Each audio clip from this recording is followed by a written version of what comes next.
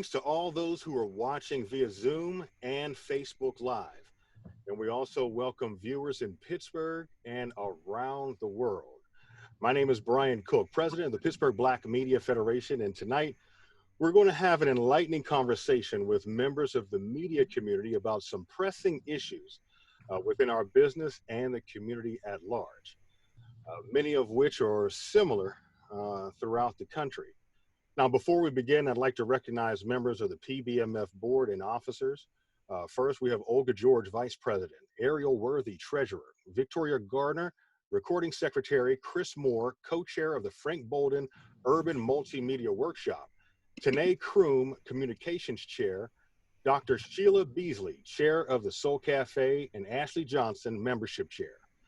Throughout the month of June, the Pittsburgh Black Media Federation will hold discussions commemorating Juneteenth, and the series is titled Juneteenth Conversations. Tonight is the second of a four-part series titled Freedom of the Press, Black Journalists Removed from Pittsburgh Post-Gazette's Protest Coverage Speak Out. And it is my pleasure to welcome and introduce a man who needs no introduction. Keith L. Alexander is a Pulitzer Prize-winning DC crime and court reporter for the Washington Post, where he often covers some of the district's most heinous murder trials and legal issues. He's been a regular on various TV news segments, including NBC Nightly News with Brian Williams, A&E's Marcia Clark Investigates the First 48, TV One's Fatal Attraction, ABC News 2020. It is a tremendous pleasure to hand over the microphone to one of Pittsburgh's own. And for those in Pittsburgh, he'll tell you specifically that he's from Homestead, specifically Homestead. Ladies and gentlemen, once again, Keith L. Alexander. Brian Cook, thank you very much. Good evening, everyone. Good evening, ladies and gentlemen. We are going to get right into this discussion because it is something that has been talked about literally around the world. We are going to start off with the young lady who I said earlier this evening was at the center of this firestorm, if we will, Miss Alexis Johnson. And I'm pleased and excited to tell you a little bit about her before Miss Johnson begins. Alexis Johnson is a reporter for the Post-Gazette, and she's also a Pittsburgh native. She graduated from Indiana University of Pennsylvania, and she received her master's degree in media studies and production from Temple University. Alexis Johnson started her professional journalism world or field, if you will, as a news reporter in Bluefield, West Virginia. Then in 2018, Johnson was hired as a digital news editor at the Post-Gazette before switching over to a reporting role in February of this year. And she wanted to make sure I said she's also a member of NABJ, the National Association of Black Journalists, and a member of Zeta Phi Eta. Miss Johnson, Miss Johnson, it's a pleasure to have you. Let's talk a little bit about this week. Yeah. When did you send it? Tell us what it said. Sure. Well, the first protest against the death of George Floyd happened in Pittsburgh that Saturday, I believe was May 30th. By Sunday morning, I kind of woke up and I think I saw somebody else say something about Kenny Chesney. And I just quickly Googled, for Kenny Chesney pictures because, being a Pittsburgh native, it's kind of almost a running joke about what Kenny Chesney fans do. When Kenny Chesney comes and packs out Heinz Field where the Steelers play, I mean, tens of thousands of country music fans come down, most of which don't even have tickets to the concert. And they just completely leave behind a big mess. I mean, the city has spoken out against it. There's all types of arrests and all kinds of other things. So, I quickly Googled 4 pictures, posted them, and I was like, oh my gosh, horrifying scenes from these looters last night. And I was like, oh no, wait, these are just Kenny Chesney photos. And I pretty much went on about my day. I'm a millennial. I speak internet. I'm well versed on Twitter, as you can probably tell. So it wasn't some big statement. It wasn't something that, I thought about, long and hard. And by that night, it pretty much went viral. I think it had like 30,000 retweets by that night. And So the next morning, like I said, not thinking anything of it, I came in. At that point, I hadn't covered the protest, like I said, because they started that weekend. So I pitched a bunch of ideas to my editor that, things that I was seeing over the weekend that I wanted to cover. And they kind of told me to hold off until they spoke with me. So that kind of put a little bit of a red flag up in my head because a little bit before that, our managing editor sent out, to the entire newsroom, a reminder of our social media, policy or guidelines, if you will. So I kind of thought the two were connected, but it wasn't until a couple hours later where my managing editor, Karen Kane, along with two other editors, called me and confirmed what I kind of was thinking, that I was going to be spoken to about the sweep, but I had no idea that they were going to take me off of this protest coverage completely. They told me that they felt like I violated the guidelines, which Mike Foucault can speak a little bit more about, because my opinion came through in the tweet and that it showed bias, and that if they were to put my byline on any of this coverage going forward, that it will call into question the credibility of the newsroom. So that was kind of how this all kind of got started. Okay, all right. And okay, we'll come back to questions. Sure. Thank you very much for that. And you weren't the only one, right? Michael Santiago. Michael Santiago is a Pulitzer Prize winning photojournalist with the Post-Gazette, obviously. Santiago received his BFA from San Francisco Art Institute and his Master's Science degree from SI Newhouse School of Public Communications at Syracuse University. At the Post-Gazette, Santiago focuses his lens on issues concerning people of color and their communities, including health, race, and identity. Mr. Santiago. What's going on? How are you? Tell us about what happened to you. All right, so my part of the story starts with, like everybody else, I was glued to Twitter when the murder of George Floyd happened, and I was following along during the entire week. The protests that were happening in Minneapolis and everywhere else. When Friday, May 29th came around, I was asked if I wanted to cover the protest the following day, and I wasn't ready for it mentally. I just wasn't there. I wasn't feeling it. So I told them, I didn't want to cover it. So the following day, I went about my day. I did my assignment, came home, and I was following the protests on Twitter. Everything was completely fine. It was a peaceful protest. And then roughly around 5:30, the police car goes on fire. And right then and there, I knew that I was going to be called in. So I got called in. I jumped into my car and I drove downtown. And the only way that I can explain the scene out there was like, if you ever seen Children of Men, it was exactly like that. It was daytime, but it was dark because of all the fire and smoke. Throughout the time that I was there, one of the very first things I experienced was a flashbang going off.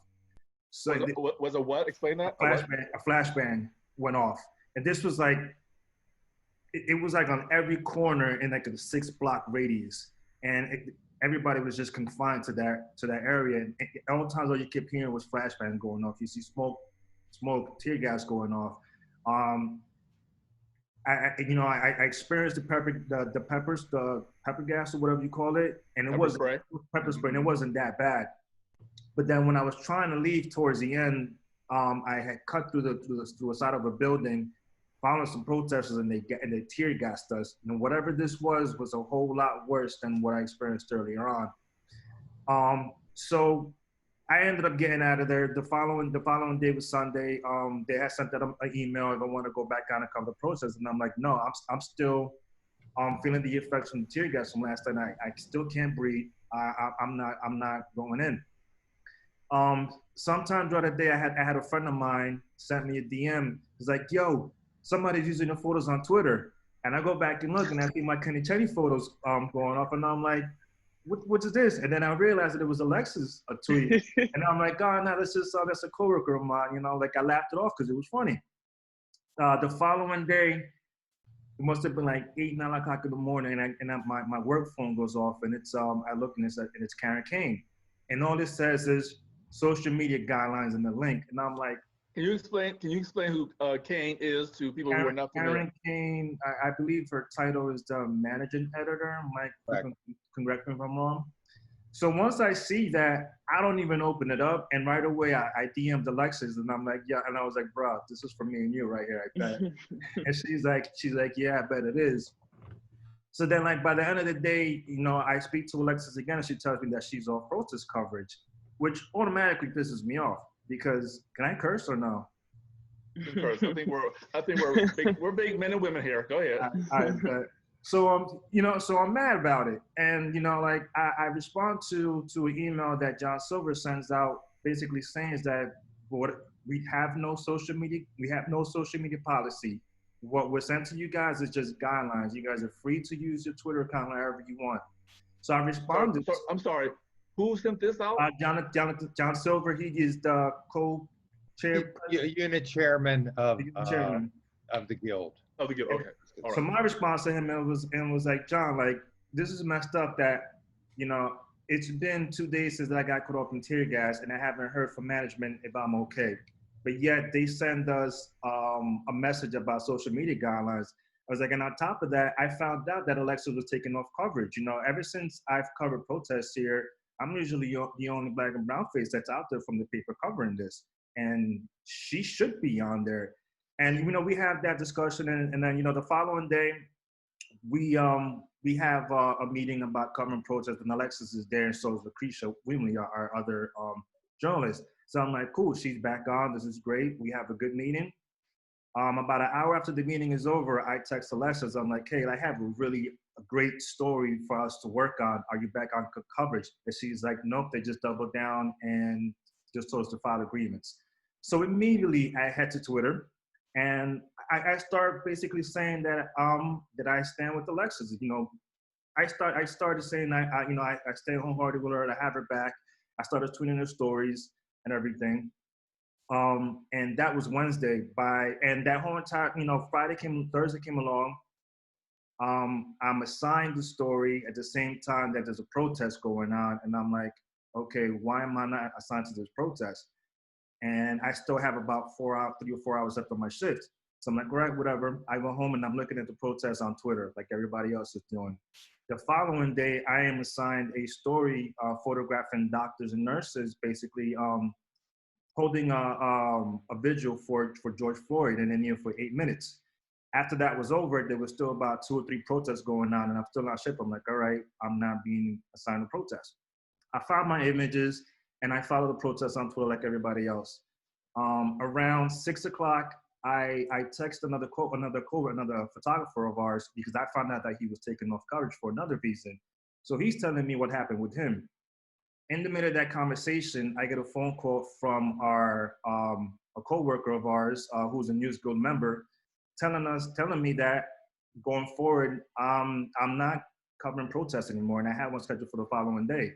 She told me that I'm taking off coverage from the following day and that I'm not covering protests going forward. So once I got off the phone with her, I immediately called John Silver and told him what happened. And the following day, the guild put out that statement, and I tweeted what happened to me. And I do gotta say that I didn't say that I was taking off coverage because I'm Black. I just said that I'm taking off coverage. A Black journalist is taking off coverage from covering a protest, and that's pretty much what led to where we're at right now. All right, thanks, Mike. All right, now we want to turn to Mr. Michael Fuco, a former colleague of mine. I forgot to say, I used to work at the Post-Gazette back in my high school days, and Fuco was there. So it's still good to see you there holding it down, Mike Fuco. Thank you. Mike Fuco is a 36-year reporter at the Pittsburgh Post-Gazette, a winner of numerous national, state, and regional awards for his writing at the Post-Gazette. And he's also the president of the Newspaper Guild, the union which represents journalists here at the paper. He's also the writer and narrator of True Crime Podcast, also at the Post-Gazette. Fuco earned his undergraduate degree from John Carroll University and his master's degree in journalism from Penn State. Mike Fuco, talk a little bit about what happened in terms of the newsroom, or in terms of what happened with Alexis Johnson and Santiago, and your role as president, and have you ever seen anything like this before? Sure, Keith. Good to see you. I saw Alexis's tweet on Sunday when she posted it, And my reaction, I laughed. I don't know if I laughed out loud, but I remember uh, thinking how clever it was and thought provoking, particularly coming from a Black woman who obviously would have a different perspective than me as a white male. And I really appreciated that. And I thought that she had done a service, truthfully, that the Post Gazette should thank her for. Uh, as journalists, we are the marketplace of ideas. And I thought that she fulfilled that role in a stunning manner. In any event, putting on my union president hat, I never for a moment thought that there would be any fallout from this because it was so innocuous, it was benign, it wasn't confrontational, it was food for thought.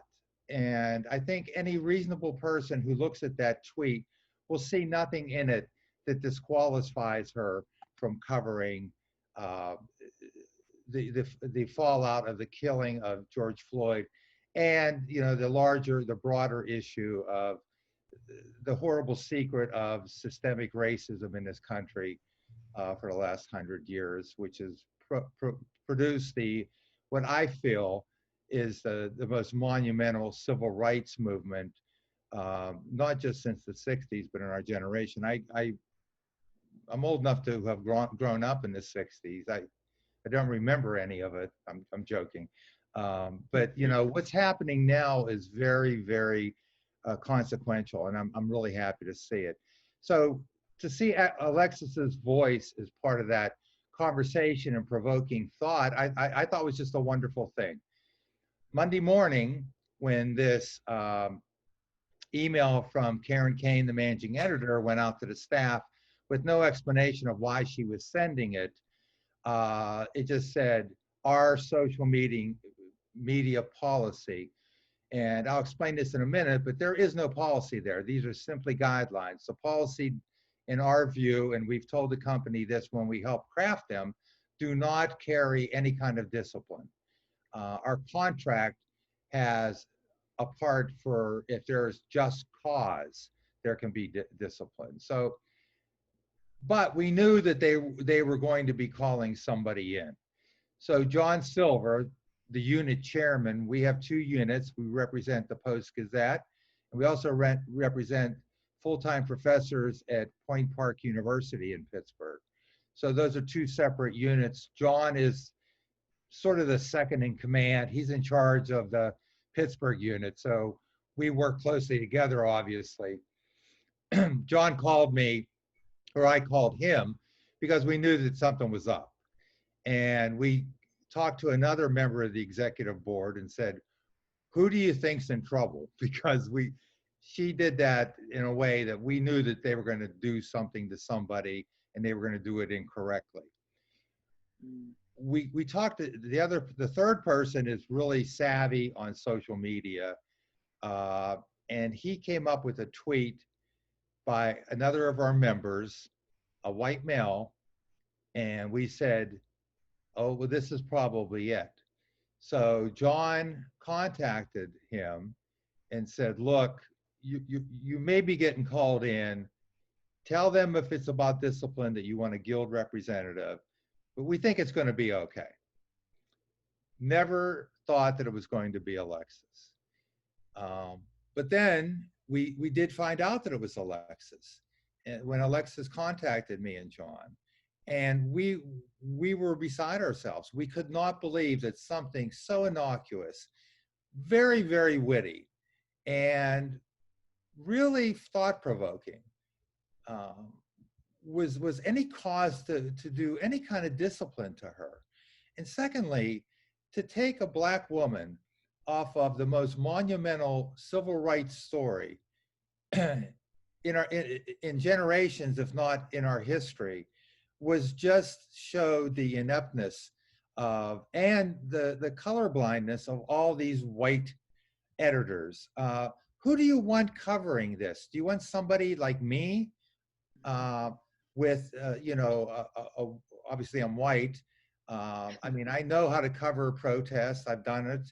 But I do not have the life experience that Alexis and Michael have. I do not have the sense of nuance. I do not have the sense of community in the Black, with the Black community, and being able to tell that story. Additionally, Alexis has other qualifications that make her the perfect person to be covering this. She's the daughter of a retired state police officer. She's the daughter of a retired probation officer. It's like she's the perfect storm of who you want out there covering this. And so when she told us that they were banning her from any protest-related coverage, we were just appalled, and we said that we would take care of it. We would, look into it and back her up. So we waited for the day to play out. On Tuesday, we talked to our attorney. We talked to the international. On Tuesday, these days all run together, but there was some more talking about strategy. And on Wednesday, we demanded a meeting with management, and we told them that they had to get in touch with us by 3 o'clock, because they have a habit of just putting us off for days and days.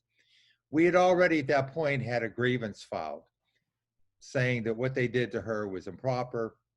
There's no just cause for doing that. So they called us, and it was John and I and another executive committee board member on it. It was Karen Kane, Alexis's immediate editor, and the deputy managing editor, the 3 people that she had spoken to. And it started out just like, well, you told us to call you, and here we are. And we're like, well, we want to talk about what you did to Alexis. And they go, well, we didn't do anything to her. She did it to herself. And so we saw where this was heading. There was a lot of pushback. They were very defensive. They never, ever could explain what was wrong with her text. I mean, her Twitter post. They could never say where they found out about this. They were just, because I think in some way they knew that they had overreached. So we told them, look, we want to work this out. This does not have to get, just tell her you're removing this ban and all is well, and we'll go on with our lives, and we'll do the best coverage that we can with our staff, and it will be improved with Alexis being on it. And they said, no, she violated the policy. I said, there's no policy. What did she violate? They still couldn't answer that. This went back and forth. They became very antagonistic.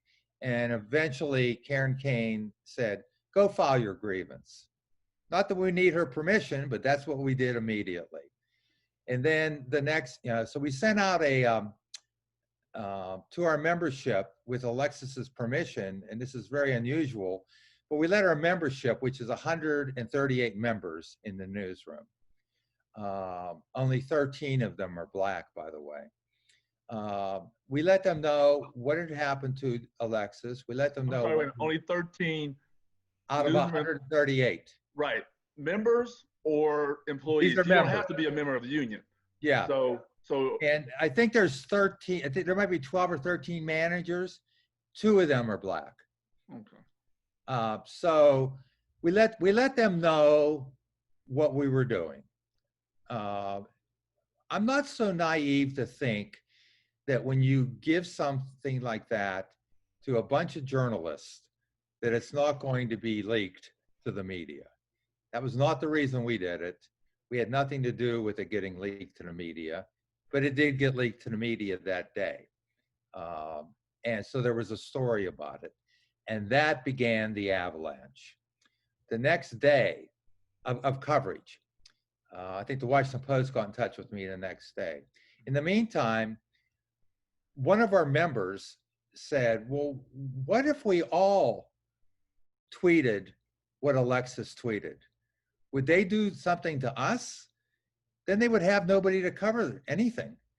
Or would they forget it? And that would, in my mind, that would show the discrimination. So we let our members know, if you want to show support for Alexis, please tweet her tweet on your own account, and we'll see what happens. Well, on Friday, it happened. That was the day that people tweeted. How many people tweeted, real quick? Oh, I think it's around 100 out of the 138. And 100 journalists out of 138. Yeah. Tweeted. Okay. Yeah. And it basically was a show of support for Alexis. Well, apparently they were scrambling. Most of us are working remotely, but we heard that they were just like having meetings and just going crazy. So two of our journalists, one is the City Hall reporter, one was a reporter covering the protest that day, filed stories. They were put on the web. The City Hall reporter did a story about City Hall talking about police brutality in Pittsburgh. So that's a related issue. They tweeted their support for Alexis. The next thing we knew, at 7 o'clock that night, those stories were taken off of the website, which, as you know, is a cardinal sin in journalism. Once something is published, it's published. Now, if you want to have a clarification or a correction, you attach that, but you never remove anything. You never remove anything from the website. In any event, we started tweeting that out to the public. That became a firestorm. That was the day also that Michael was told he wasn't covering the protest the next day because he had tweeted. And then it just became, from there, it was an avalanche. Right. Let me just throw a quick question. I appreciate this. So those 100 or so who tweeted, were any of them taken off the protest assignment? Well, they weren't assigned. So they were never told it's because of what you did. The only person who was told that a tweet made them unqualified or showed their bias and could not cover protest or protest-related coverage is Alexis. Michael wasn't told. Those two journalists whose stories were pulled from the website weren't told why they were pulled. We're in the communication business, but there's no communication between management and the guild. So were they allowed to cover future stories of the protest, ongoing stories, any of those people? To my knowledge, no. They made a point of bringing in somebody the next day who wasn't even scheduled to work, who normally covers the symphony. I don't know who has ever covered anything like this. I mean, he's covered movements, but it's symphonic movements. It's not this kind of movement. And they specifically brought him in because I don't know if he doesn't have a Twitter account or whatever. So threw him into the fire. A reporter, a photographer who's been, and they only used AP photos. They refused to assign any photographers to cover it. So anybody who showed support for them, to my knowledge, has not been assigned any protest-related coverage. All right, Michael, thank you very much. Moving on, we have one more panelist here, and we are honored to have him as well, Mr. Martin G. Reynolds of the Robert C. Maynard Institute. Who's the co-executive director of external affairs and funding. Martin Reynolds leads fundraising and external communications for the Institute. He also serves as the organization's lead fault lines trainer. The Robert C. Maynard Institute for Journalism Education is the nation's oldest organization dedicated to helping the news media accurately portray all segments of society, particularly those often overlooked, such as communities of color. The organization trains media managers, journalists, and correspondents from communities of color, creates content to demonstrate nuanced coverage, and keeps media accountable through its own watchdog program. Mr. Reynolds, thank you very much for being with us. So what have you heard about this, what happened in Pittsburgh, and how has it resonated locally, nationally, internationally? Have you ever heard anything like this? Yeah, thanks, Keith. Glad to be here. And this is a very troubling moment. And I think what we're seeing here is there's this movement that's on the streets, and there is a movement that is beginning to happen in American newsrooms.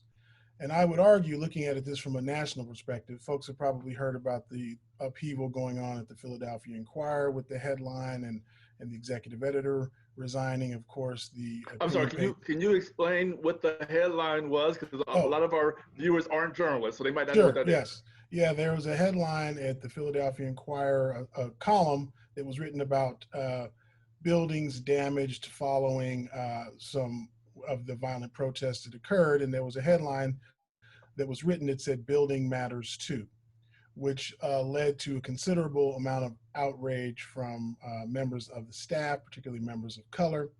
Uh, and and there's also the recent resigning of the opinion page editor following the running of a Senator Tom Cotton column calling to bring in the troops to address protesters. And there's been And other that was that at the was New at York the Times. that was at the New York Times. And there's been other things going on, some of whom are clients of ours, and so we can't really speak specifically about particular news organizations that issues have not been made public, as it has been made public at the Inquirer and at the New York Times.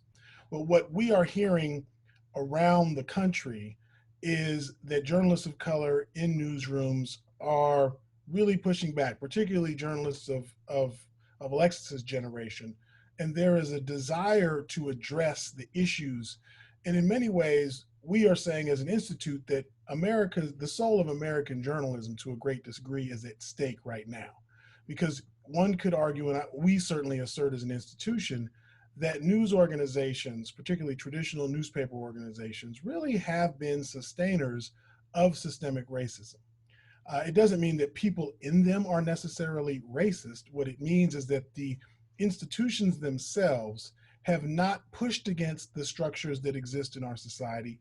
And if you look at the lack of diversity that has plagued news organizations since the Kerner Commission came out 50 years ago and called out mainstream media for its lack of diversity, this problem has not been fixed. And so the very way in which communities of color have been cast, the Tao report that came out about the ecosystem within the Pittsburgh media ecosystem being so challenging for Black journalists, for journalists of color, the lack of diversity, navigating hostile work environments. I mean, this has been going on for a long time. So in many ways, the cries that we're hearing on the streets of America around violent policing are similar cries that journalists have been making inside America's newsrooms for decades. Since the time that Dorothy Gilliam, the first African American woman to be at the Washington Post, your newspaper, stepped through the door in 1963, and she's one of our co-founders. And so the Maynard Institute is really calling on news organizations to work in collaboration with them to ask them what role do they see themselves taking in this moment, at this seminal moment in our nation's history. Are you going to be facilitators of institutional racism? Are you going to be deniers of institutional racism? Are you going to be a sustainer of institutional racism? Or are you going to serve as a dismantler of institutional racism relative to your coverage, but also relative to your own institutional racism that has kept journalists of diverse backgrounds out of key positions, but even more importantly, to Michael's point about perspective, right? That Alexis is more than just a Black woman body. She has a life experience, right? And this notion of objectivity, in my view, is a passe perspective because no one is objective. One of the training programs we do is fault lines. You can see it above my shoulder here.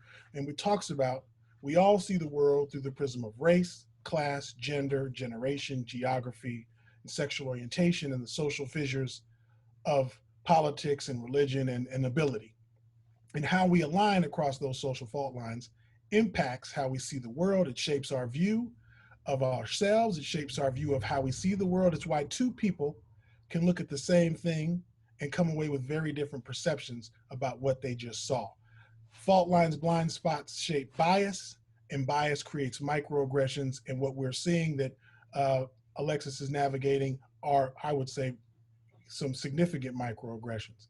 And so the point that I want to make here is that this notion, this false notion of objectivity needs to be set aside. No one is objective, and that's okay. What folks need to be is fair and balanced. And lastly, I just want to close with that, you know, this has been a simmering thing within newsrooms for a long time, and there is a moment that is happening now that is parallel to the moment that is happening on the streets of America. And so I just think that this is an opportunity as well to cast a hopeful note, to fix the call out of the Kerner Commission from 50 years ago and begin to actually look at diversity, equity, and inclusion as a means for growth and sustainability for journalism organizations, not just a nice to have, not something, oh, we got to do, but the demographics of the country are shifting. News organizations are less trusted now than ever. And so if we are going to survive as an industry, particularly mainstream news organizations, then we need to truly grapple with this decades, generation old issue around diversity and understand that it's not just about diversity for diversity's sake, but we need equity and we need inclusion in service of diversity. Thank you, Martin Reynolds. Real quick note, those of you who are watching us, please, if you have questions, please type it up and send it to us, so we'll read some of your questions to our panelists and have them respond. We did invite someone from the Pittsburgh Post-Gazette to represent the paper tonight. Unfortunately, Keith Burris, who is the executive editor of the Post-Gazette, had a conflict and was not able to attend. He did say, however, he does want and plan to meet with Brian Cook, who is the president of the Pittsburgh Black Media Federation. A letter did come from the Post-Gazette in response to the invitation, and I will read it right now, which is another reason why I have on my glasses here. So bear with me as I pull up this letter here. Thank you so much for reaching out. Your invitation shows a great sense of fairness, and we appreciate that. However, because of our current labor dispute with our newsroom union and the fact that this matter is the subject of an ongoing grievance, we must regretfully decline. We do not think the best results come from discussing labor matters in public. Based on some employees' social media posts, there have been attempts to make this about much more than our original conversation with an employee. Unfortunately, the newsroom union has misrepresented the facts in the matter by pushing its broader labor agenda in what has become ongoing propaganda against the company. These are the facts. Alexis Johnson was not and would not have been assigned to cover the protests. Alexis's day-to-day work assignment is to cover an early morning shift, focusing on social media and some feature writing.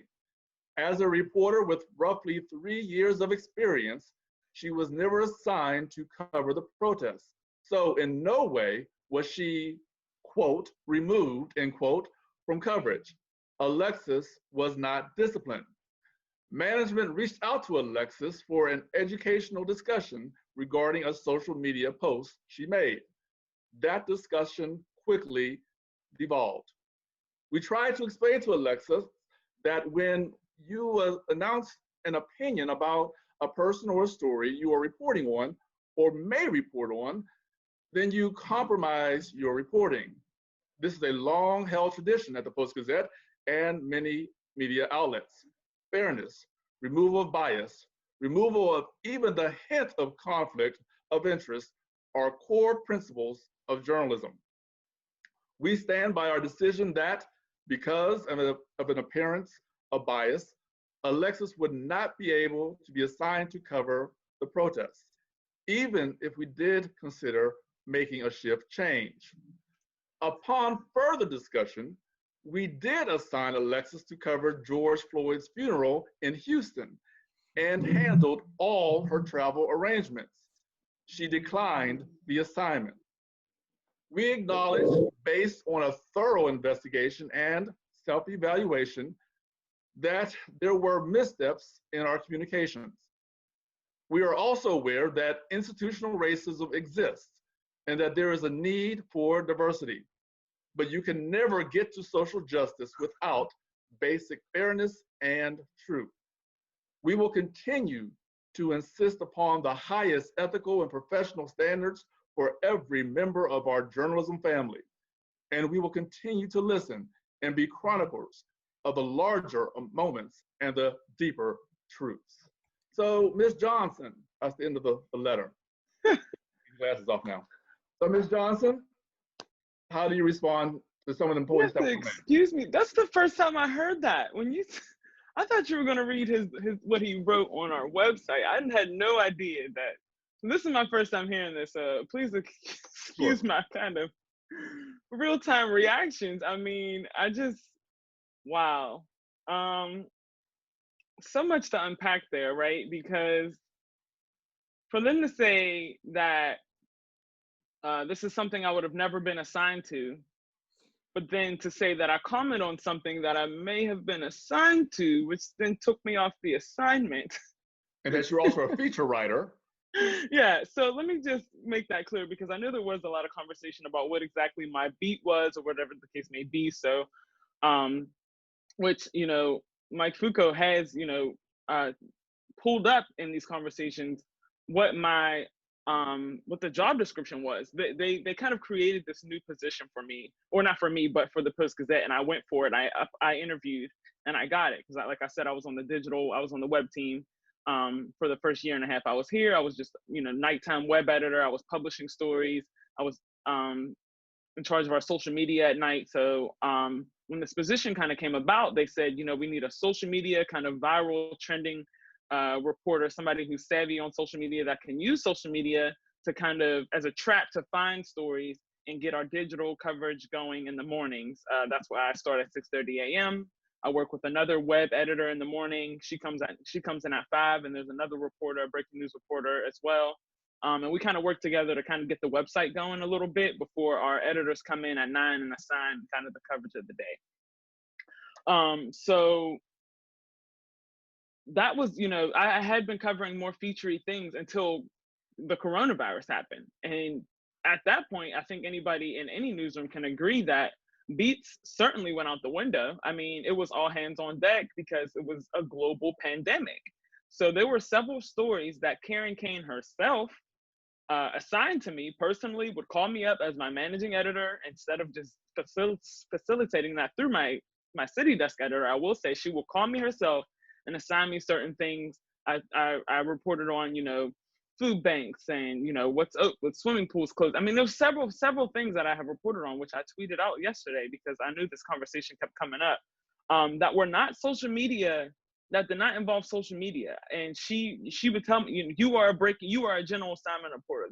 That has come out of her mouth plenty of times, because when this position was created, it was kind of before Karen Kane became the managing editor at the beginning of this year. In fact, our former managing editor, our interim managing editor, Tom Birdsong, I remember he was the one who sent out the position for people to apply for it. And that was in December. That was before Karen became a part of it.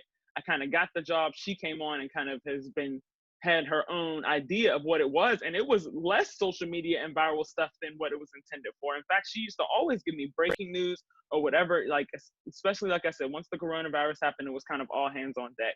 So for them to say that, because I have only have 3 years experience, that makes me, unqualified to cover this protest. And for them to say that, because I only cover social media, that I wouldn't cover a story that is very much playing out in real time on social media. All these protests are being planned and played out on social media. Mm-hmm. The stories that I pitched that Monday when I came in fact, were stories that I found on social media. So I'm very much aware of what my job is. But to say that I would not have been covering it, then what was wrong with the tweet to begin with? Then why did there even need to be a conversation with me about my tweet and me being taken off the coverage. And in fact, they said to me, it's a shame we can't use you today because, you know, another reporter was off work and we were definitely planning on using you for this story. But because of your tweet, we can't do A, B, and C. So, you know, that doesn't surprise me. Karen Kane, and also our digital managing editor who was on the phone. You know, it's a shame we had to take you out of the arena on this story.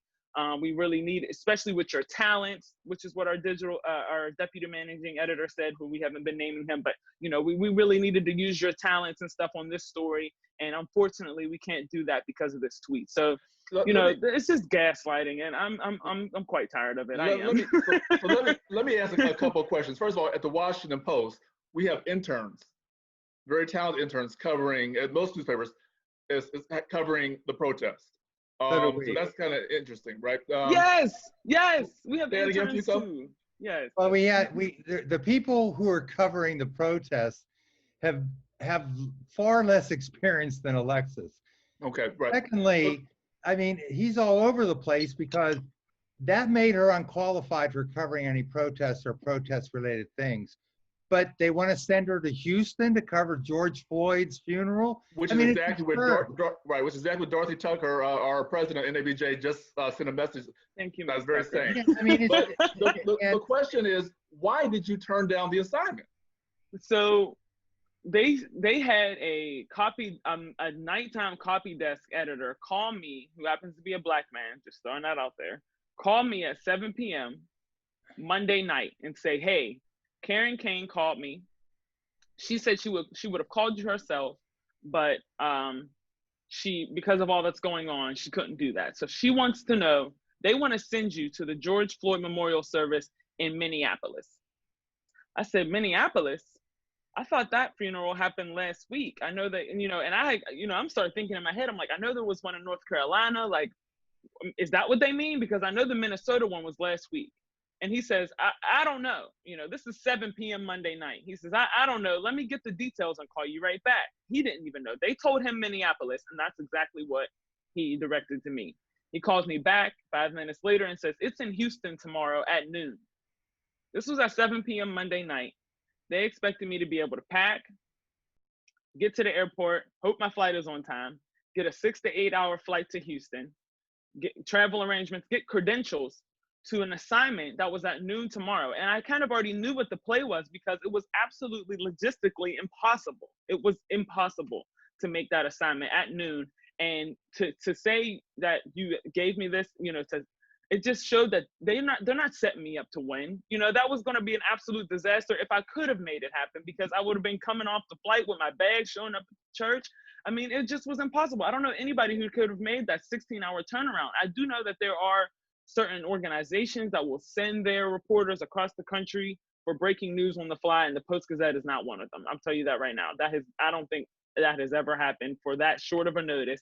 And like you said, if I was not qualified to cover a protest here in my own backyard, all of a sudden I'm qualified to go to Houston within 12 hours and turn out this story. So it really felt like a hear, be quiet kind of thing, because like I said, I don't think they even had the logistics planned out. At first they said Minneapolis. So I think, you know, kind of a light bulb might have went off in manager's head or our editor's head and was like, here, let's make this whole thing go away by just sending her to the funeral, not knowing when it was, what time it was.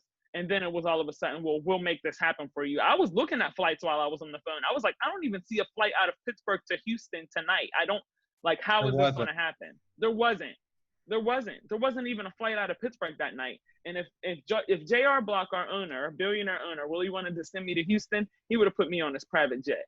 So that's why I turned it down, because it was impossible. It felt like a slap in the face. Did anyone else do the assignment? Did they assign anyone else? No. The next morning they told me, you know, because I said this is impossible, the next morning they say, well, why don't you watch it on live stream and cover it that way? And we were like, you know, this again had came through somebody else. This did not come from Karen. This did not come from any of the managers I had originally spoken with. They again used this time a guild member to relay that message to me. So, you know, I'm talking to Mike and they're like, you have not been reinstated. There was no apology. They're not just going to put your name on this story that I watched on the internet and write something up and say that all is well, which is very much what it felt like, because like I said, they thought it was in Minneapolis. It was happening within 16 hours. There were no flights that night. And then the next day they tried to keep it going. So that's why it's just so interesting that, Keith sends you that message, and his, message, his open letter to Pittsburgh came the very next day, where they again doubled down and said that this is not something that I was ever going to cover, but I was all of a sudden qualified to fly to Houston within 16 hours. I mean, these are just facts. And it's just so ridiculous. Yeah, I think his letter, and we don't have time to go through it line by line. It shows their tone deafness and their cynicism. Specifically this thing about sending her to the funeral. That funeral was planned for a long time. If that truly was a plan to send a Post-Gazette reporter, they would have had everything set up. They were using her as a prop. And that shows me that they are just so tone deaf. And, they just wanted to say, see, there's no racism at the Post-Gazette. We sent her to one of the biggest stories. This is after they mistreated her. They wouldn't talk to us. They wouldn't apologize to her. And with all due respect to Brian Cook, the very fact that he said that he plans to talk to Brian Cook, he has not talked to Alexis. He has not talked to Michael. He has not talked to anybody in the Guild. And we gave them a way out of this. We said, apologize to them, apologize to our staff, apologize to our readers, and quit retaliating against our members. And let's have a substantive conversation about how to remove systemic racism at the Post-Gazette. So they won't talk about any of that. They put out a statement like that is completely false, total gaslighting. And, he talks about ethics. There's no ethics in putting out a statement like that, which is basically what he put in yesterday's paper without having any kind of indication that it was opinion. They have only proven our allegations, I think. And, like I said, we could go line by line through that, but we don't have time. Yeah. Alex, let me ask you this question. I want to circle back. So your tweet was a joke. Is that what that was the whole idea behind that? It was Twitter speak. I speak internet. I'm explain to those of us who are a little older who might not know what internet speak is. Can you explain what that means? Yeah, it was just a quick little, it didn't take me long to think of it. It wasn't some planned statement, and I was like, I'm really going to change lives with this one. It was like, wow. It was kind of, what I was thinking was, I saw the conversation that was happening about the damage that the protesters have done. And of course, you can't compare, lost businesses, that people have had for years or generations to trash at the thing. But when you do look at those pictures, I bet you a bunch of people were like, wow, look at the damage from these protesters. And then you see the second line and you're like, oh, wait, this is just what Kenny. So really what I was, saying, quickly was like, what are we really mad at? Are we mad at damage? Is somebody that busts out, one window any better than somebody to bust out 4 windows? No, I mean, damage is damage. Like I said, this is a conversation that happens in Pittsburgh every time Kenny Chesney gets ready to come to Pittsburgh. In fact, our own editorial board wrote an opinion piece at the beginning of May before Kenny Chesney canceled his annual concert in Pittsburgh that was to happen on May 30th, which kind of was a coincidence, and said, please, Mr. Kenny Chesney, don't come to our city because of the coronavirus. We don't need 40,000 people going down there getting drunk, getting arrested, and causing a ruckus. And you can look at postgazette.com and type in Kenny Chesney, and you'll see that came from our editorial board 3 weeks before I sent a similar thinking tweet. Now, granted, of course, they get paid to give their opinion. That's fine. But at the end of the day, it wasn't this big statement. I didn't say Pittsburgh. Nobody knew except for Santiago because they were his photos that those pictures came from Pittsburgh. In fact, I kind of just Googled Kenny Chesney tailgate, and one of them happened to be, Michael's photos. So, it wasn't this big deal. It showed no bias. And, I felt like, I said to them, when they called me and told me that it showed bias, it wasn't a quick conversation by any means. I was on the phone with them for about 20, 25 minutes because I kept pushing back. I demanded that they explain to me further how this tweet showed bias. I wanted to say, I said, what is the opinion? And they kind of gave me examples about how, they make sure to stay away from politics and they don't endorse candidates and they don't sign petitions and things like that. And I said, if this is my tweet in the context of police brutality and speaking out against racial injustice, I said, I don't think that's a political issue. I don't think there's a right and wrong or, a fair or not fair when we're talking about this particular issue. And Karen Kane said to me, well, I beg to differ. So that only shows you kind of, we were never going to see eye to eye on this. And they never really listened. They never heard me out. I said to them specifically, I feel like you're silencing me as a Black woman. I feel like you're taking this stance because I spoke about a Black issue. And I said to them that after, the Tree of Life synagogue shooting happened in 2018, where a white supremacist went and murdered 11 people in a synagogue, I said, I don't think any one of our reporters would have gotten in trouble if they went on Twitter and said white supremacy is bad after that event. I said, but because I'm Black and I'm speaking about this issue, I feel like you guys are seeing it as some type of bias that is not shown by this tweet. And real quick, Fuko, did sure. anyone tweet anything out like that during the synagogue shooting? Was anything out there on social media from the journalists there? I can't remember specifically, but we had. It just so happened that one of our young, talented reporters is Jewish and lives in the Jewish neighborhood where this happened. And he lives 2 blocks away from the center. So he was one of the first people there. Using his life experience, he knew other than the, people being killed, the sanctity of the temple and of the synagogue. He told me after when this happened, he said, he put out things saying how horrible it is that, a white supremacist killed Jewish people in their house of worship. Did he show bias by doing that? There's no two sides to this issue of racism, this issue of anti-Semitism. There's not two sides to that story. If that's being biased, then I'm biased. And,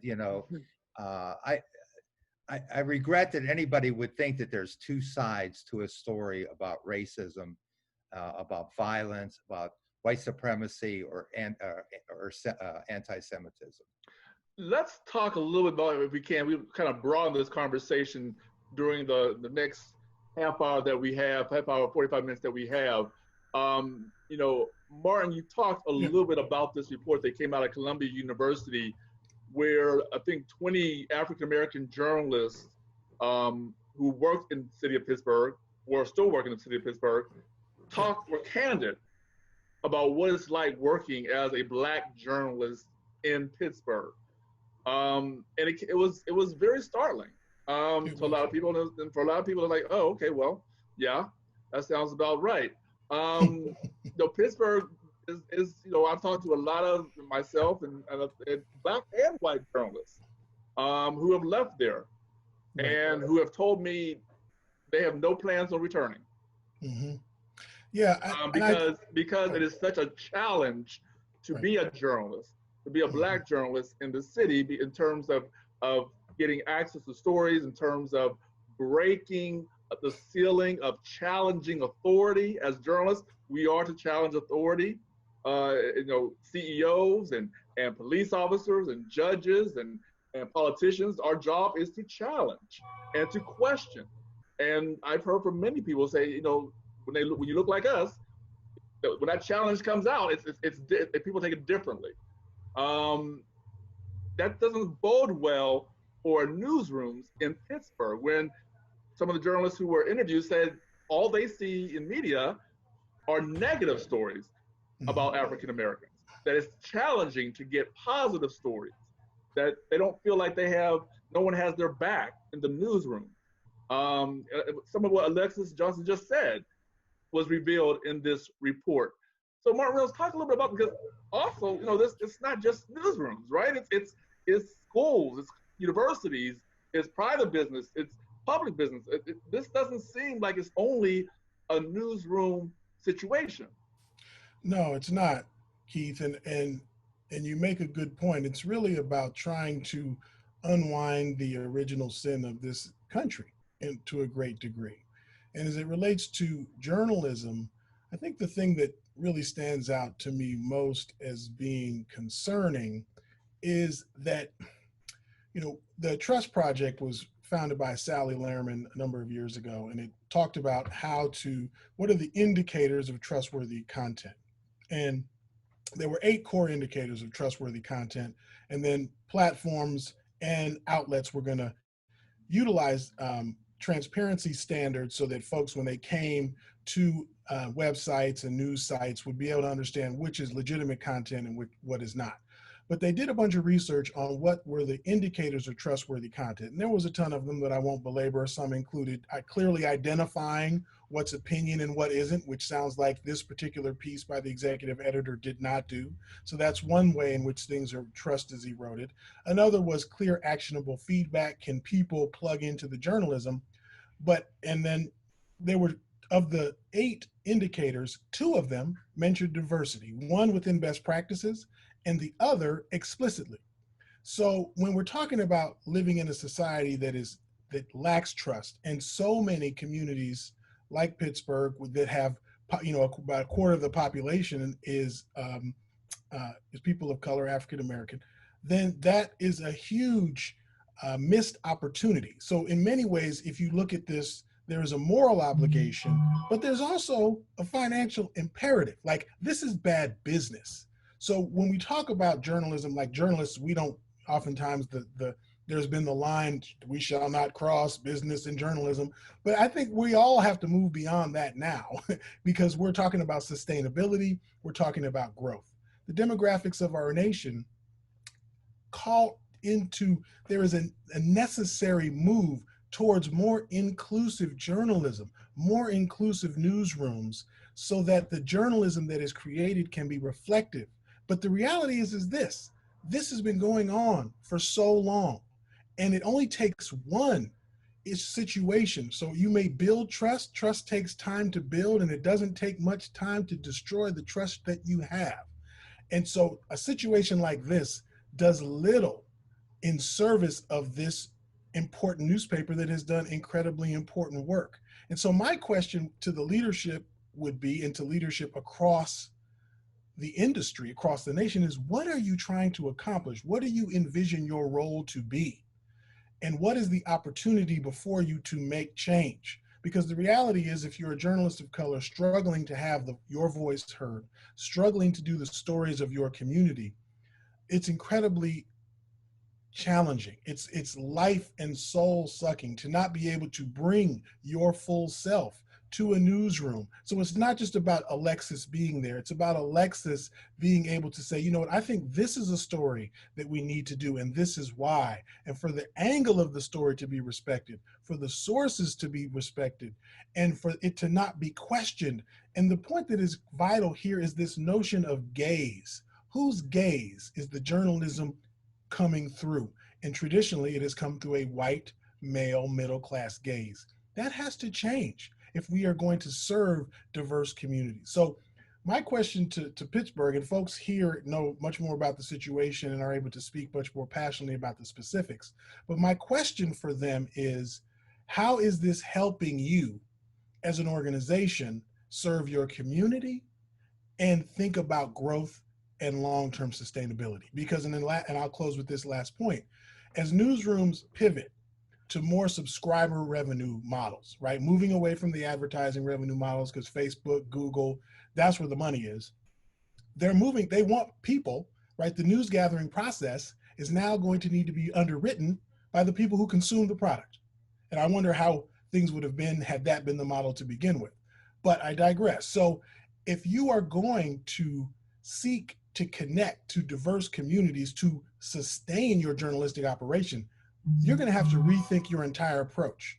Co-creating with community, connecting with community, thinking about building relationships that aren't just centered around engagement, which is often digital and existing audience, but how are you going to grow the group of people who want and need your news and information? And if you're not thinking holistically about this and checking your own institutional racism, I don't know how that's going to happen. Mike, how many Black reporters are at the Post-Gazette? There are, I don't know reporters, but 10% of the newsroom is Okay, yeah, Black. I'm asking about reporters, and I'm going to ask what Alexis, Was do it you know? 6? Was it 6? Yeah, Mike, that something sounds about- right. The other ones would be desk people. Yeah, There's well, 2 there's breaking news, 2 in business, an opinion writer. Tell me if I'm missing anybody, including That's myself. and that's about out of what, 100 and how many reporters? 138. It's 138 reporters. no 138 guild members. Okay. Some of them are web desks, some of them are copy editors. All right. So 16 out of 100. Okay. And how many editors? Black editors? Can we do 2 out of 2 12. Black editors? Okay. One is sports and one is a nighttime copy desk editor. There are no Black editors that kind of control the news of the day. Correct. Or do any assigning during the day. I worked there in 87, and that seems like there's less than when I was there in 1987.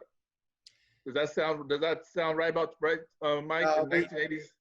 Probably at that time our newsroom was probably double what it is now, and yes, there would have been more Black journalists. Yeah. But there were more people overall. I'm not sure if the percentage is higher. Right. Alexis and Michael, do you all foresee staying in Pittsburgh as journalists, or has this episode and incident caused you to start looking and going elsewhere? Do you think Pittsburgh is a place for you in your profession? Michael, I'll let you answer. Myself, and then we'll come back to you, Alexis. Yeah. I mean, I really love Pittsburgh. I mean, I love it here. I mean, I've been a Pittsburgh Steelers fan since like 1994. So coming here was like a dream come true. You know, the first day that I stepped foot in Heinz Field, I was like, I almost cried. You know, like I loved it here. I met a lot of great people here. I love journalism. I love what I do. But I mean, I'll keep it to Virgil's. I'm sour right now with the paper. You know, like how can I now continue to work for an institution that doesn't love me? You know, like I mean, and I'll tell you exactly how I feel right now. Like I was listening to a photography podcast this morning called Candid Frame, and my friend Sharice May and Idris Solomon were on there, and Idris said something that kind of just hit me in the gut. You know, he was just like, we're living through history right now, and a lot of the images that are coming out is us and it's our friends. And, you know, when people down the line, when they look at all these historical images, it's going to be our names. And in my head, I'm like, not mine, you know, and that shit hurts. You know, like I would love to be a part of that. You know, like why wouldn't I? You know, like I mean, if I have kids, I would love for them to like see my images when they're at school and be like, hey, you know, that's my dad's photo right there. But is it gonna happen now? Probably not. You know, and at the same time, it's like it's weird being the news and not covering the news. You know, like we're going on almost a week talking about this, about what's happening to me and Alexis, but we're not talking about the protests and the change that's happening. You know, like it's not right. And I do want to touch on that. Alexis, you decided to come back home. Yeah. You just, after you got your degrees and your experience, you decided to come back home. Yeah. When a lot of people who go away to college go somewhere else or stay in that city. Did you make a mistake? Well, the thing about it was, you know, like I said, I started out in TV in West Virginia. I actually moved back to Philly when I left West Virginia and got a job at New Jersey, NJ.com, New Jersey Advanced Media, which is where I was before I came home. And but I was still living in Philly at the time. And, you know, Pittsburgh the cost of living is way lower here. You know, this is where my family is. So when I heard that, and matter of fact, what's so crazy is I got the opportunity to come home because I met somebody at NABJ in Detroit. He used to work in sports here, Amari. He worked in sports at the Post-Gazette, and I met him at Detroit, and I was like, hey, you know, I'm thinking of moving home, you know, to save some money and things like that. And, you know, he's like, oh, I work at the Post-Gazette, you know, here's our editor's email. And, you know, that's really how I got the job, was through networking at NABJ. So to come home and get an opportunity to work at the Pittsburgh Post-Gazette, I mean, at the time, it was just like, whoa, like this is the newspaper I grew up reading. My dad is still a newspaper guy. He's the guy that has the newspaper stacked, from 40 years ago in his some office somewhere, you know what I mean? So, he reads the paper physically still. So, I used to play sports. So, used to go through the paper and look for highlights and things like that. So, to get this opportunity to work for this institution and then to come in kind of during a tumultuous time, during contracts disputes and stuff, which I hope Mike does kind of refute that part too, that this has nothing to do with that. He keeps trying to say that this has anything to do with what we have in our labor disputes. This is totally a separate entity, but it kind of has been a rocky road for me from the start. I started October in 2018, and maybe 25 days later, the Tree of Life shooting happened. So I've gotten some experience on covering these kind of big things. And I was on the web desk at the time, but that's why I was excited to cover these protests, because I'm home. These are my family members out there protesting. These are my friends out there protesting. And who do you think that they would have talked to if I showed up with, my phone and my notepad in my hand? It would have been me. I would have been able to get those voices. They trust me with their stories. I'm very much involved in this community. So, I was really looking forward to kind of being a part of this moment. But like Michael said, they don't love us. They're not setting us up to win. They're doubling down.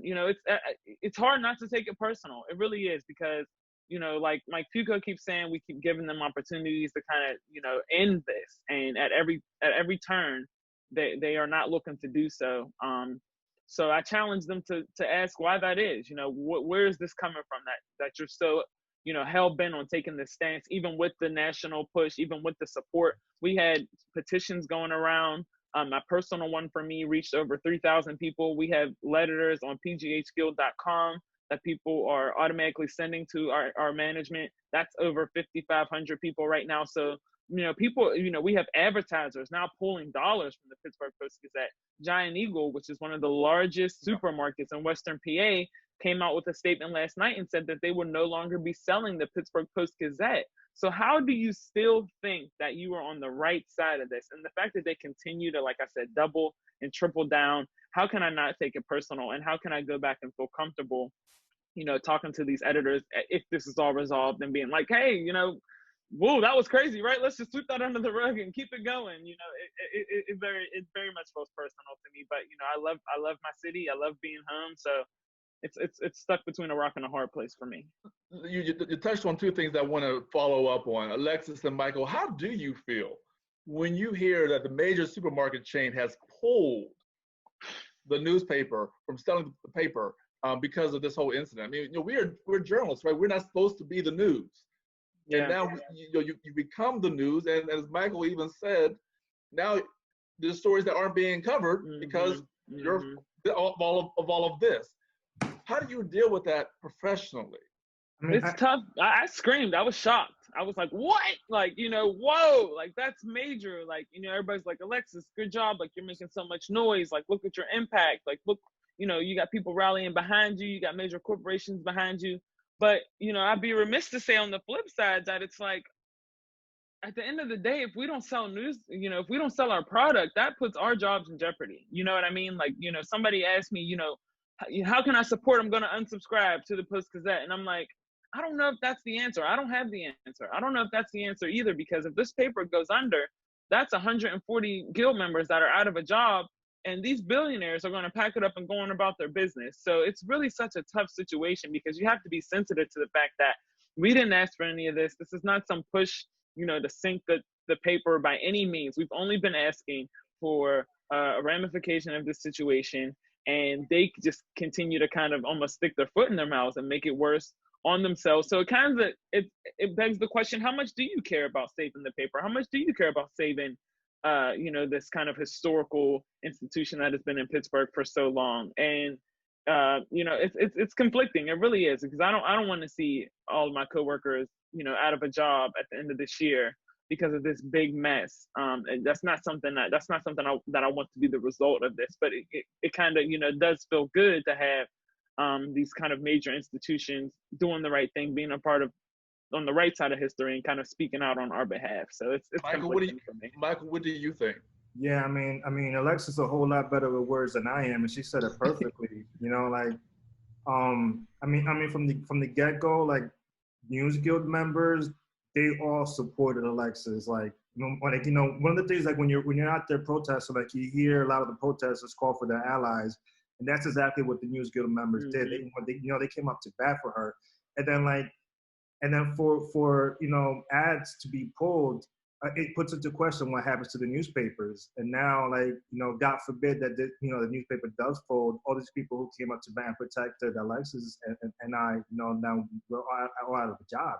Like, we love what we do. We love this city. We want to continue to do this. We don't want to be out of work. As it was to begin with, things were rocky already because of our contract situation. And I kind of feel that this unfortunately makes it worse. But we don't want people to unsubscribe. We don't want ads to be taken down. We just want to be able to do our jobs, and that's pretty much it. And yeah, I mean, I don't know what else to say with that. It's Keith, can I? There needs to be repercussions. I mean, there needs to be repercussions, but at the same time, like, what do we do? Like, all companies all across America, including journalism institutions, their leadership are reconciling with their mistakes and they're remedying those mistakes, and it's not happening here. And I don't understand why the powers that be can't see that. Mike, thank you, Michael. Yeah, thank you. You go. I agree with what my two talented colleagues just said. The thing that I will point out is that the precipitator of all of this is the Post-Gazette's actions against Alexis. That is what started all of this. At any moment, they could have righted the ship, turned it in the right direction. None of this would have happened. None of us. I mean, I've been there 36 years, more than half of my life. I love this newspaper. It's 233 years old. It's part of the fabric of Pittsburgh. It's the first newspaper west of the Alleghenies. But what we're doing, we'd be remiss not to do. We are sticking up for what's right. We are fighting what's wrong. And that is what Giant Eagle is doing. And I commend them for doing that, even as it worries us. I commend the Pittsburgh Foundation for not running ads in a newspaper that maybe isn't racist, but what they did had racial overtones. They are unsympathetic to the hurt that they have caused Alexis. They are unsympathetic and tone deaf to the hurt that they've caused Michael and the other 10 Black journalists in our newsroom, and the 25% of the population in the city of Pittsburgh that now know about this and now don't really have trust in the Post-Gazette. So, it's within their grasp to right this ship. It's within their grasp to say, we were wrong, we're going to do better. And we keep begging them to do that. We are certainly not trying to ruin the Post-Gazette, just the opposite. We're trying to make it better.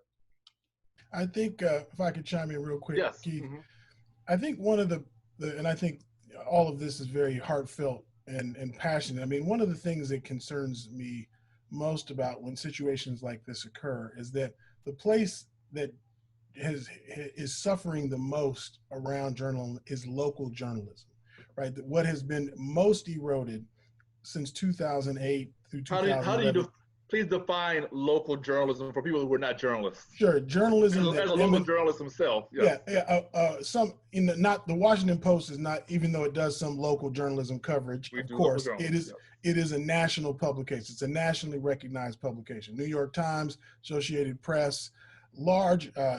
Those are publications. Wall Street Journal. Those are national publications.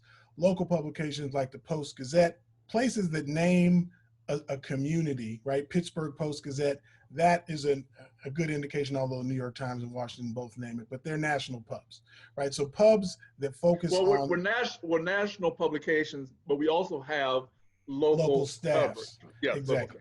But the Washington Post is nationally recognized, internationally recognized, same with the New York Times. The Post Gazette, obviously with its amazing coverage and Pulitzer win, obviously garnered national and probably international attention, but at its heart, it is a local news outlet, key to the community.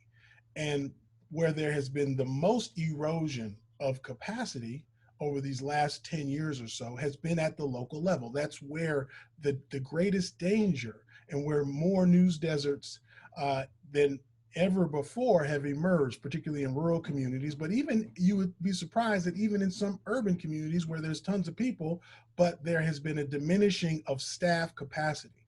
And so I'm sure that, so when things like this occur, one of the things that managers and those in leadership positions are to do is really that you're hired to, one, you're for your judgment, and number two, to protect your brand, right? Those are the things that leaders and managers are hired for. If you're leading a news organization, you are there to protect the brand. You are there for your judgment.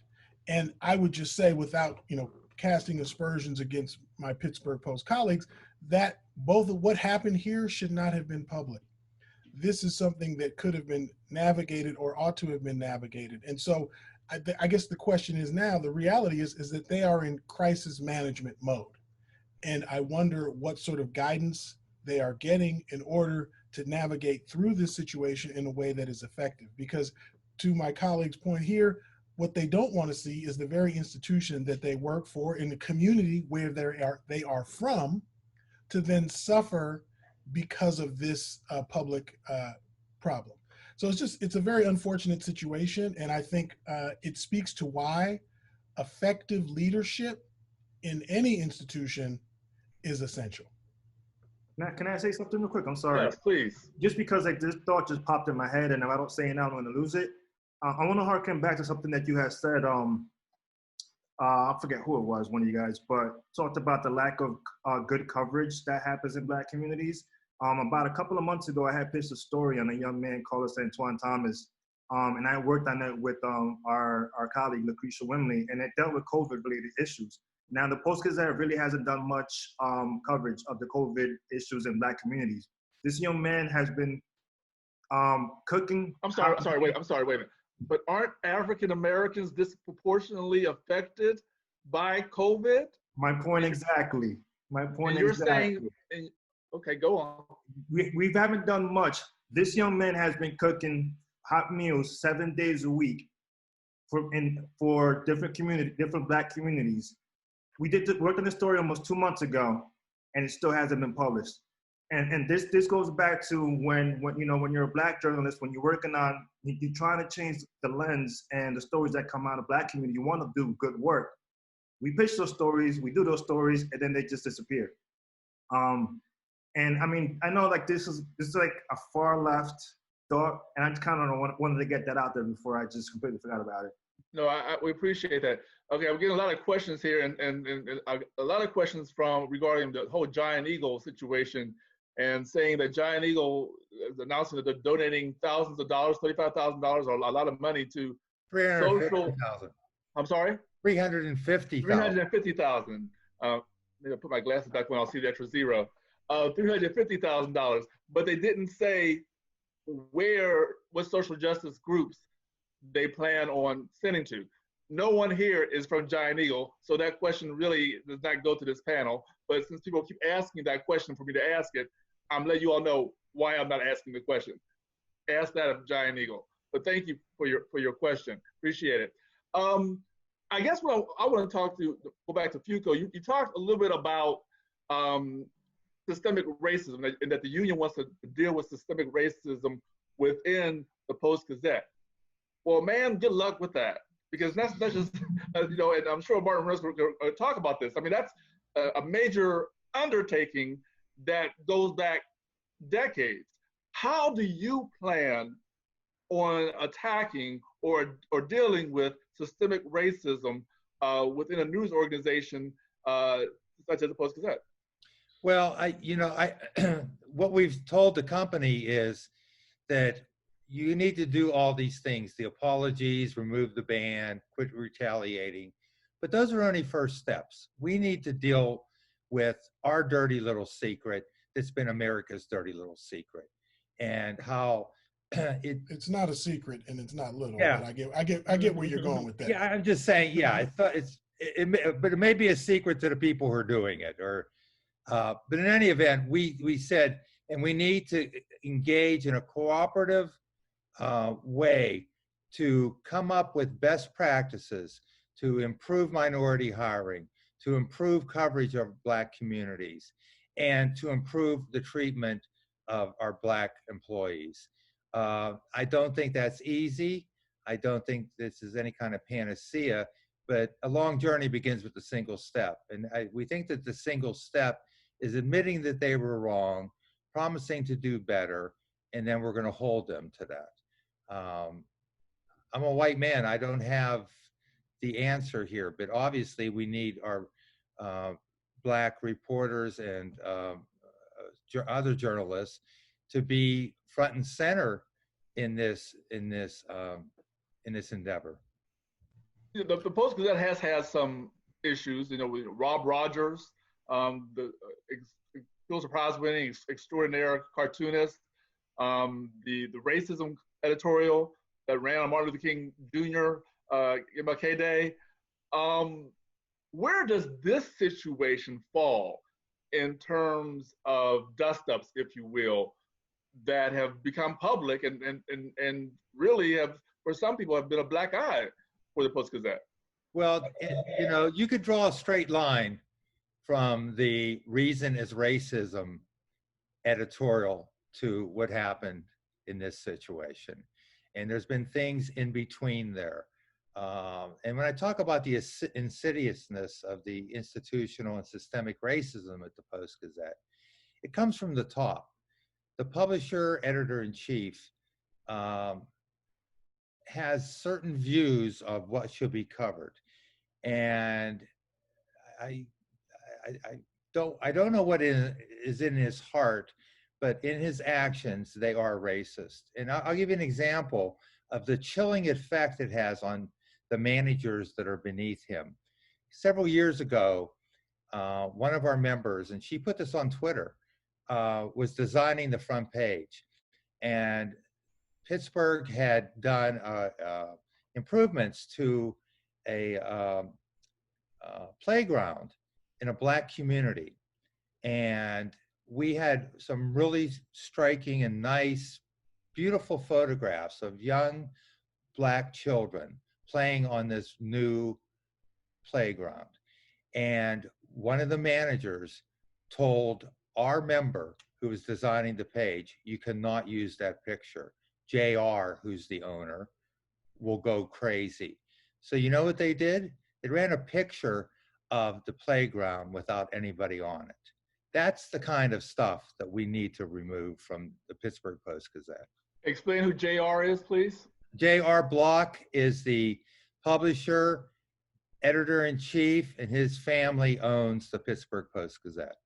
And they said he would go crazy. Why? He would go crazy if he saw Black faces on the front page of the Post-Gazette. And when was this? What year? A couple years ago. It was a couple of years ago. Yeah. And what was the response when this person said that? Did anyone in the room respond to that statement? Well, with disgust, but these managers are so cowered by him, particularly since Burris wrote that Reason is Racism editorial, which was panned nationally as incredibly racist.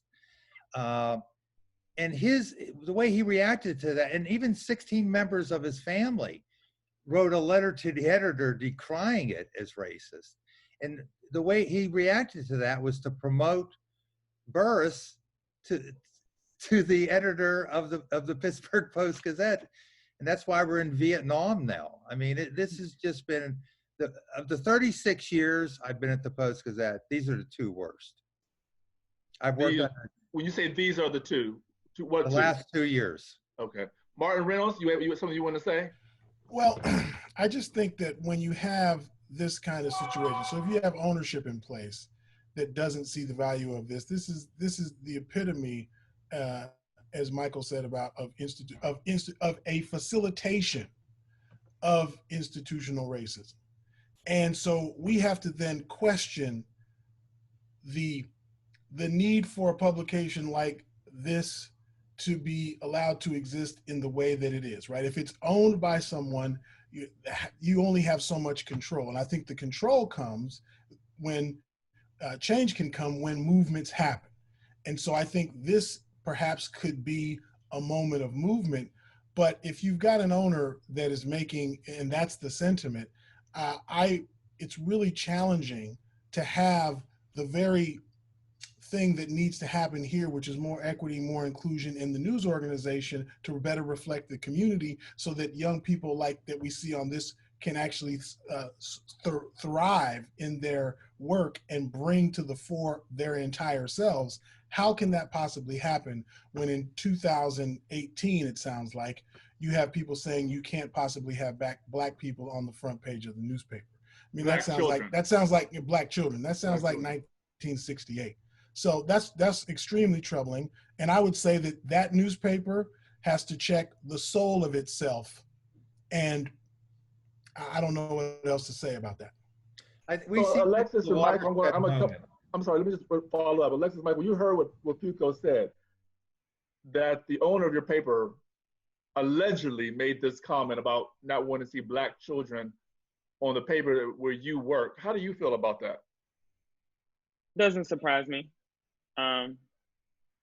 Because like Fuco said, my incident is just kind of in a line of incidents that have played out over the last few years that had to deal with race or discrimination, and controversies around this issue. So it doesn't surprise me. Our owner, I guess this predates me, but I guess ever since President Trump started his campaign in 2016, has been very unapologetic about who he is and where his allegiances are. He met President Trump at the airport when he came to Pittsburgh one time and made us publish the picture, right, Mike Fuco? We had to put the picture out there during his campaign. Keith Burris was also met President Trump and taking a picture with him. And, I think it's just, what's happening at the Post-Gazette is kind of a microcosm of this whole last 4 years where we're seeing so many people, with that kind of conservative white supremacy, outlook being more bold and, kind of coming back out and really rallying behind this, this leader and how he kind of gets people so riled up. So I'm not surprised by that at all, because JR has kind of shown who he is in more ways than one. So like I said, it's disheartening. You kind of try to go to work and just do your job and kind of, just do it the best you can. There has been stories I've had to fight for. I wrote a Black restaurant list that was during Black History Month in February. When I pitched it, there was an entire meeting about why I should be doing this list. Is it pandering during Black History Month? And, I had to fight with managers to kind of get that done. They were asking me, how I knew about these restaurants. And I'm like, well, I go to them. I'm Black. I eat at these places. I'm from Pittsburgh. It was a whole, well, now do we have to do a Latin American food list too? And I'm like, well, yes, why not? Because, we do restaurant coverage all the time, and a white restaurant list is just called a list. So I don't understand why we're making such a big deal about, talking about these, restaurants that have been around, for generations and generations, and giving them some spotlight too. So that's just one of my examples where I've had to push back. So you're basically saying that you have, and Michael as well, you're saying that you have to fight to get positive stories in the Post-Gazette. You almost have, it's almost a thing where you have to. About African Americans, obviously. Yeah, it's almost a thing where you have to craft your pitch wisely, right? Like it almost has to be an impeccable story, or to really get it done, or like Santiago said, you have to kind of start it and present it to them as a package and being like, hey, like this is kind of already done. And I've only been reporting for a couple of months, and even I have learned that. Another similar COVID story, we had members of the Pittsburgh chapter of Omega Psi Phi Fraternity Incorporated, the graduate chapter. They did a food drive where they were buying food from the grocery store, cooking it fresh, and sending hot meals to senior citizens in Black neighborhoods across Pittsburgh. And when I pitched that idea, it was like, well, we're already kind of doing, they already had something going on where they were doing like random acts of kindness as far as COVID, like small acts. And it was kind of this thing like, well, who do we give coverage to and who don't we give coverage to, when everybody's kind of coming together during this moment. And I had to say, well, all these people are involved, and these foundations are involved, and these councilmen are involved, and they've been doing this for 5 weeks, and they've already given out 1,000 things a week. And it was like, oh, okay, well, that sounds significant enough to cover. So these are just the truths. I mean, like Mike Foucault said, we can't say what is on these people's hearts, but we can only make our own educated guesses by these actions and by telling our own truths. And that has been my experience so far, is that I've always kind of had to push to get one of these stories told. And we're going to start wrapping this up. It sounds almost as if you're a defense attorney defending your client in court when you're trying to pitch a story. That's all these examples of why your story deserves to be released from prison, deserves to actually get published. That's what I'm hearing. Again, I'm a court reporter, so I use that analogy quite a bit. Alexis, let me ask you this question here. Well, in the letter that I read from the Post-Gazette, they acknowledged that there were missteps that were made.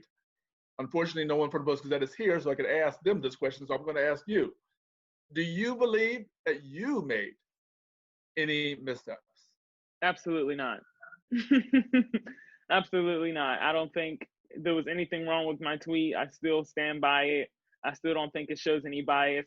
And the fact of the matter is, Black journalists have had to cover these issues of police brutality and racism and racial injustice since the beginning of time, right? And just because we don't tweet how we feel at the moment or talk, or put it on a public platform, doesn't mean we're still not very much feeling these things. Like when Michael Santiago said, going to the protest and feeling like I can't participate, or, feeling however when we're seeing the video of George Floyd's death circulate on our timelines, but we're still able to show up and be accurate and fair, because that is what we're called to do, and that is what the profession calls to do. So just because I tweeted about a Kenny Chesney concert that like Foucault says is innocuous, I think that it's insulting to say that disqualifies me and my credibility to be able to be fair and accurate in my reporting. So I wouldn't change a thing, and I'm happy that it's sad that it had to come to this, but the fact that everybody has been supporting me, I couldn't be more grateful and more thankful for especially platforms like this to have these larger conversations. If I had to be used to bring these conversations to the forefront, because I'm sure there are plenty of Black journalists across this country that are dealing with similar situations, then I'm okay with how this plays out. Okay. Well, with that, we want to let you have the next to last word. We want to call in Brian Cook, the president of the Pittsburgh Black Media Federation, to have the final word. I want to thank you all, panelists, for taking time out to talk to us. I wish you all the very best. Again, Post-Gazette is very dear to my heart. It gave me one of my first bylines when I was in high school. I'm from Pittsburgh. Wow. And just in the Pittsburgh Black Media Federation, as a 16-year-old, got me into this industry. I don't know if I should thank you or come after you, but but I still appreciate you. I'm excited about everything that's going on. Foucault, keep up the fight there, what you're doing. Thank you to the managers of Post-Gazette for sending that letter. We realized you couldn't be here, but at least your voice was heard, and we do appreciate that. Martin Reynolds, thank you for taking the time to participate as well. To the president, the man himself who made all this come together, Mr. Brian Cook, you get the final word this evening, sir. Thank you. All right. Thank you so much, Keith. And thanks to all who participated in tonight's webinar titled Freedom of the Press, Black Journalists Removed from Pittsburgh Post-Gazette's Protest Coverage Speak Out. First and foremost, Alexis D. Johnson, reporter, Pittsburgh Post-Gazette. Michael M. Santiago, Pulitzer Prize-winning photojournalist, Pittsburgh Post-Gazette. Michael A. Foucault, award-winning reporter, Pittsburgh Post-Gazette, and president of the Newspaper Guild of Pittsburgh. Martin Reynolds, co-executive director of the Maynard Institute, and moderated by Pittsburgh's own, one of Pittsburgh's native sons, Keith Alexander. Homestead, that's right, Homestead. Pulitzer Prize-winning reporter from the Washington Post. Tonight's program has been brought to you by the Pittsburgh Black Media Federation, founded in 1973, and advocates for diversity in newsrooms and fairness when it comes to communities of color. So follow us on Twitter, PGH Black Media, and Pittsburgh Black Media Federation on Facebook, and our website, pbmf.org. So we want to give our thanks to all who are watching us all around the world, and we'll see you next week for the final two discussions of our 4-part Juneteenth conversations web series. Thank you very much, and we appreciate everything.